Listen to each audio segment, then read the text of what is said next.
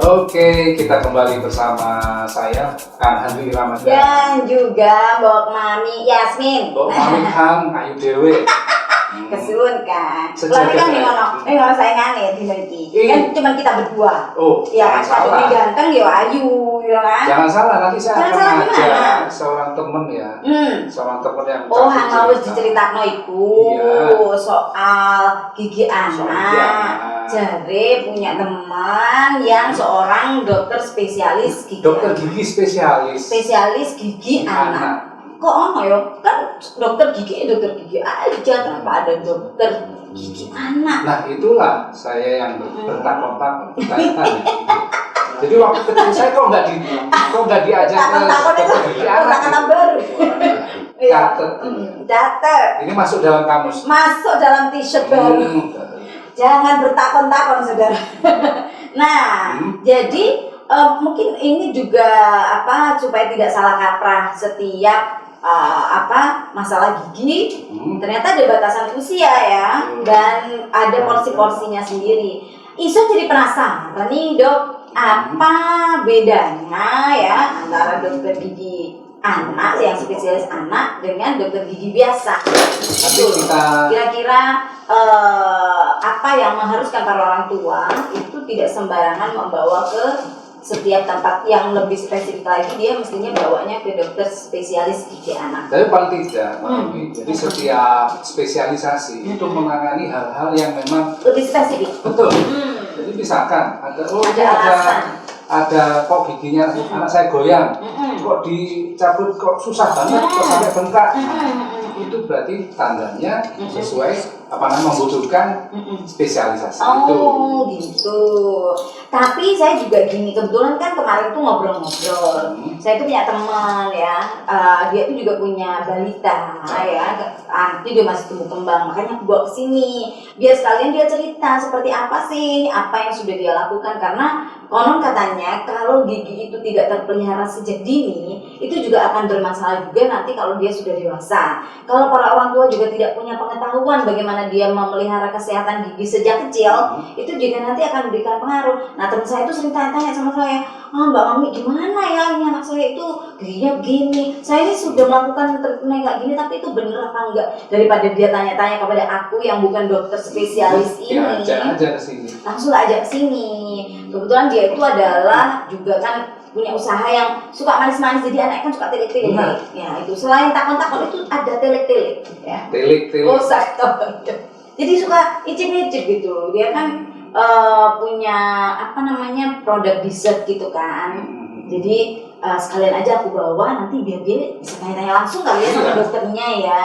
Jadi Kalau begitu biar nggak lama-lama, gimana kalau kita langsung undang saja? Temanku sudah aku bawa. temanku juga sudah aku bawa, bukan aku bawa, aku ajak. Iya. Kayak barang aja kalau. Iya, sudah aku ajak juga ke sini. Aku minta sama dia, kalau datang ke acaraku jangan tayangan dong gitu ya. Tayangan Bawa dong produknya ya, biar kita tuh bisa icip-icip.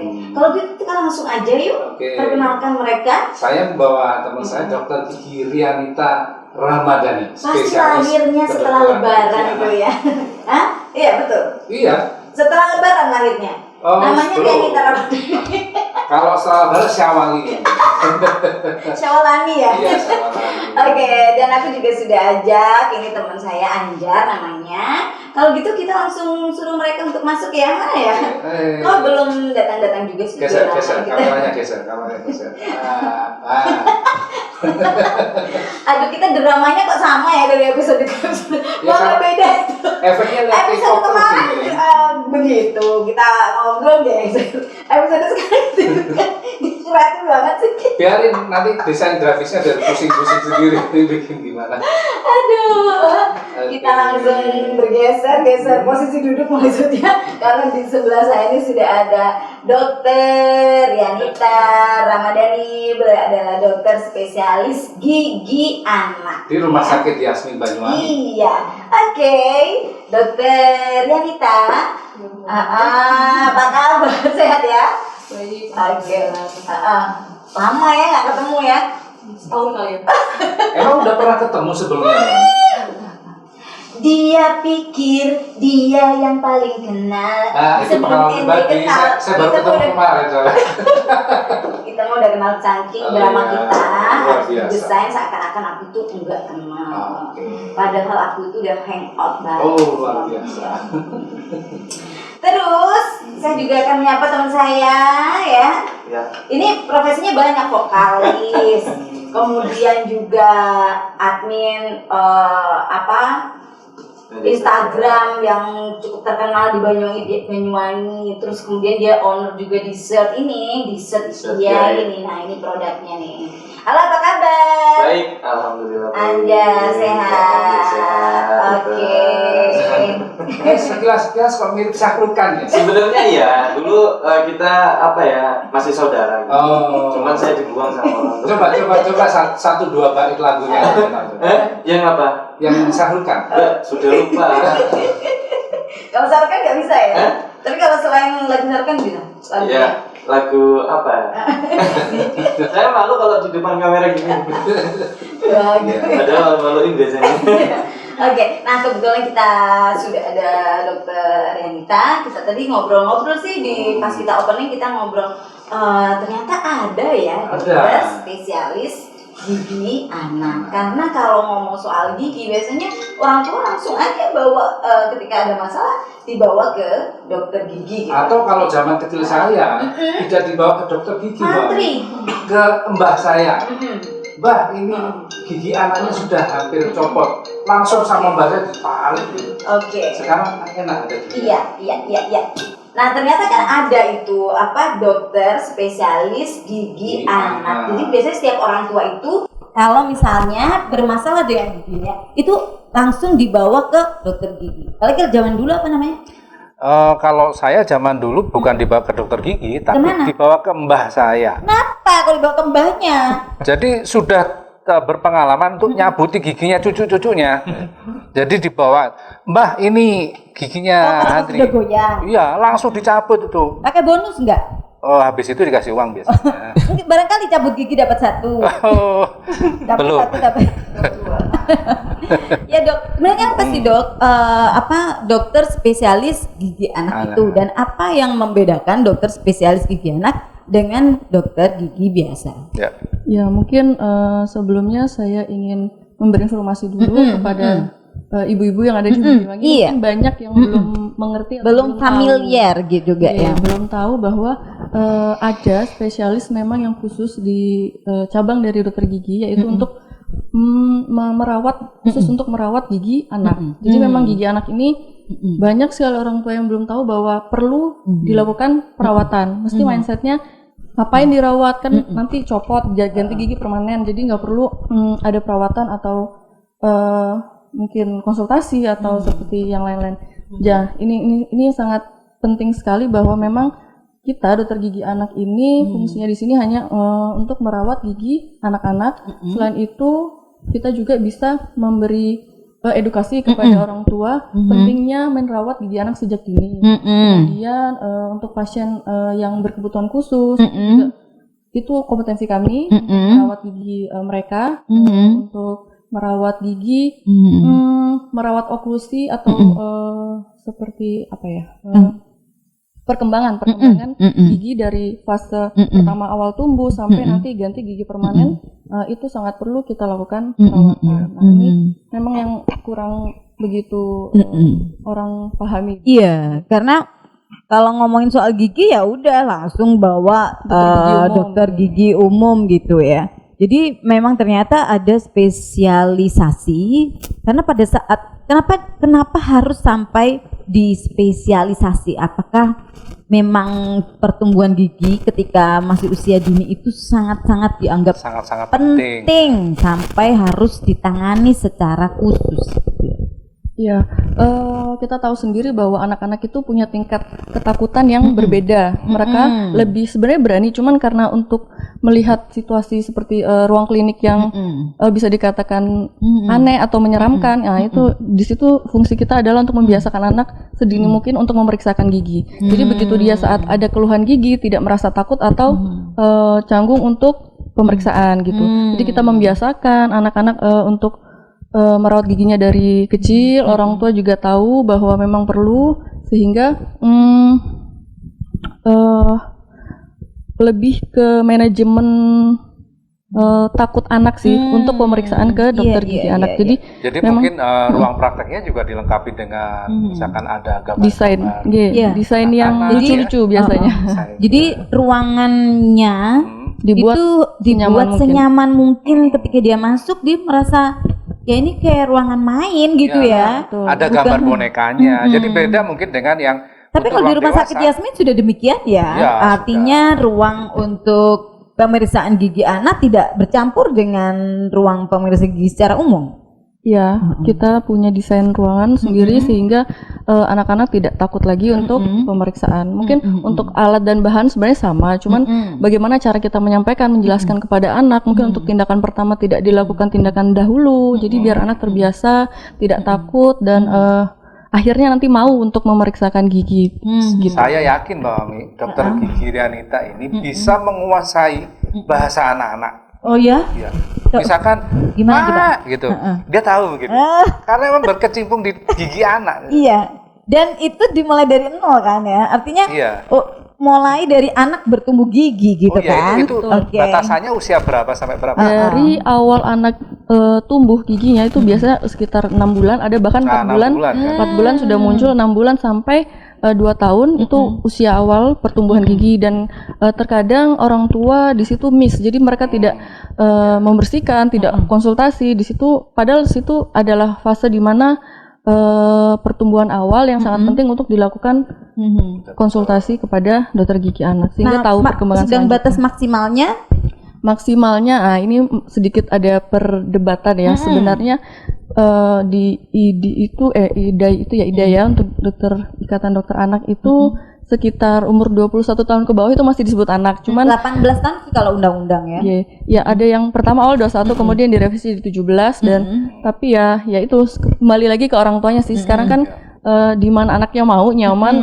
nggak apa-apa sih mau. Tapi kalau yang benar-benar balita, anak-anak banget gitu mungkin sebaiknya memang ke dokter yang menangani secara khusus. Nah ini kebetulan sudah ada bintang tamu kita yang dia juga punya balita ya. Umur berapa ya? Sekarang anak saya ini umur 2 tahun. Jadi ketahuan kalau udah punya anak. Iya ya. Padahal biasanya kan catat ya pemirsa, sudah berkeluarga. Wes payau.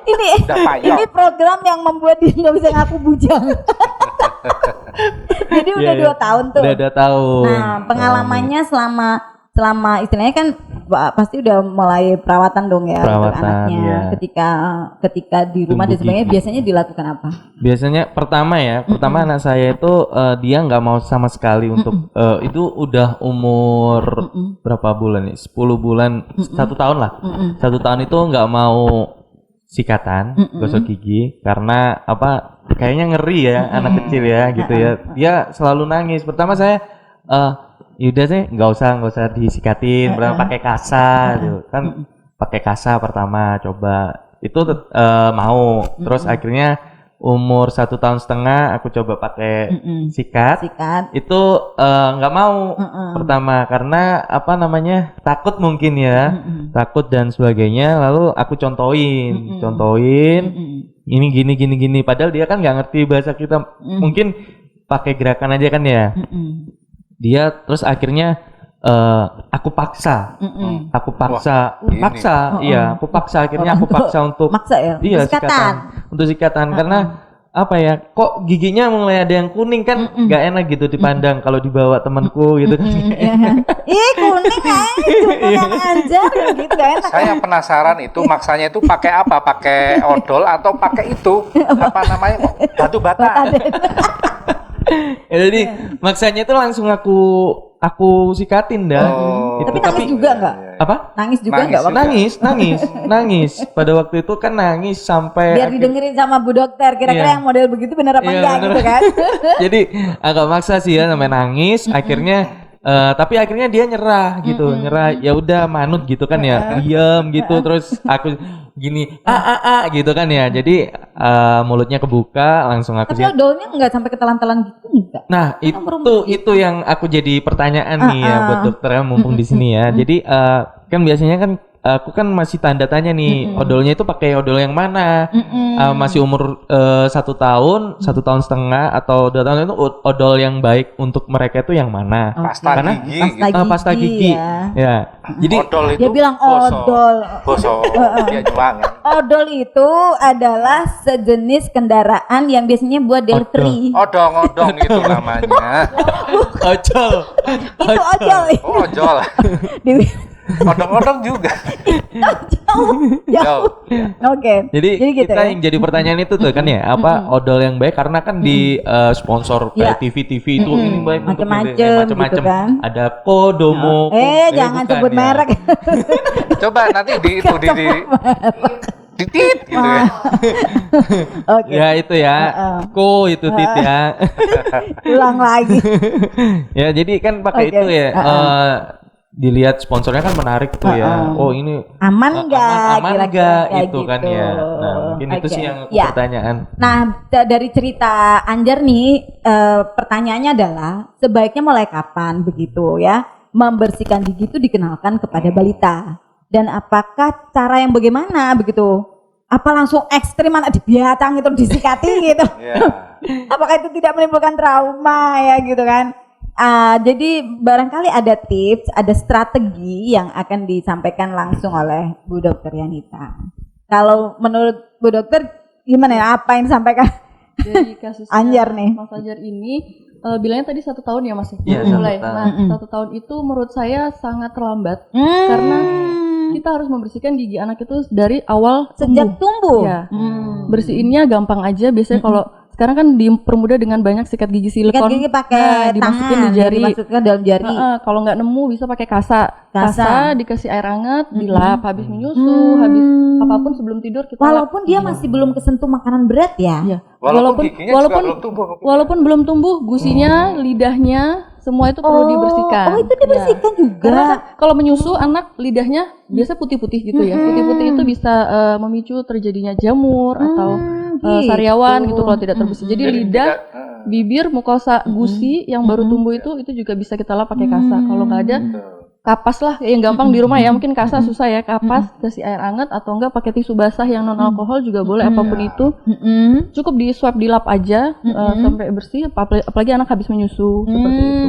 Kemudian kalau giginya udah tumbuh, nah kalau udah giginya udah tumbuh baru bisa menggunakan yang sikat gigi yang silikon itu di jari, atau sikat gigi untuk infan juga sekarang kan banyak ya yang dijual di toko bayi itu. Kemudian apalagi tadi pertanyaannya? Pasta gigi ya, odol ya, pasta gigi. Nah, pasta gigi untuk usia di bawah 2 tahun saya sarankan jangan menggunakan pasta gigi atau odol. Ya. Kalaupun menggunakan nggak ada. Jadi pakai sikat gigi sama air hangat aja. Oh gitu. Kalaupun pakai yang tidak mengandung fluoride. Tidak mengandung fluoride, tidak mengandung deterjen. Jadi dan itu pun makanya cuma sebiji jagung. Jadi jangan semua sikatnya kita oleskan. Jangan diperlakukan seperti layaknya Jangan orang kayak di dewasa iklan. membersihkan Karena kalau gigi ya. masih banyak juga akan Ditelan nanti. sama Iya. anak-anak. Karena Belum bisa kumur juga. ya rasanya kan enak. Itu Mbak Mami. Jadi kemarin tuh aku kan bingungnya juga apa ini ngasihnya pasta gigi ini seberapa ya kan? Takarannya ya. berapa? Besar biji jagung. Ya ternyata sebesar biji aja. jagung aja. Kamu kan enggak sepanjang langsung iya. sepanjang itunya. Jalan kenangan.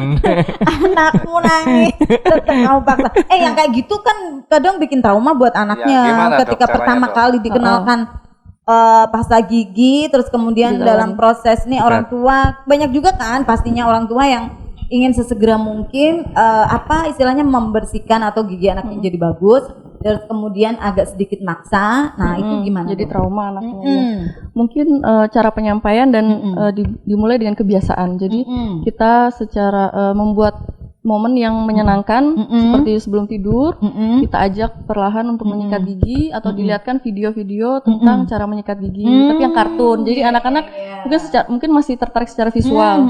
Jadi sambil melihat video yang menyenangkan sambil disikat, atau kalau dia mau megang sikat sendiri nggak apa-apa, kita kasih aja. Begitu dia sudah selesai menyikat, baru kita sikat yang benar. Gitu.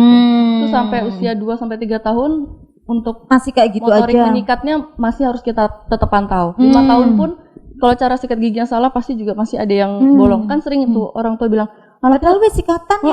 Rajin sikat gigi tapi ternyata masih kok masih bolong. bolong-bolong. Nah, itu mungkin karena sikatnya yang kurang Benar. prosesnya kurang maksimal. Padahal intensitasnya udah sering, tapi ya itu cara menyikatnya yang kurang maksimal. Jadi kalau caranya saja nggak benar, itu pun juga akan berdampak pada pertumbuhan giginya ya. Betul, karena memang gigi anak ketika dari sejak kecil dia tidak dibiasakan untuk peduli untuk merawat giginya, maka sampai dewasa ya akan seperti itu terus. Wah, ini pengetahuan baru buat kita ya pemirsa ya, bahwa ternyata membersihkan gigi itu bukan hanya ketika ada giginya, tapi Dokter Rianita bilang membersihkan gigi itu seharusnya bahkan ketika anak itu bayi belum keluar gigi itu udah mulai tahapan awal bersih-bersih, setelah dia menyusui kemudian dibersihkan walaupun dengan tahapan yang mungkin lebih halus dengan menggunakan kasar direndam ditelup air hangat dulu. Jadi anaknya sendiri juga nggak enak ya tiba-tiba kalau di swab satu kali aja gitu atau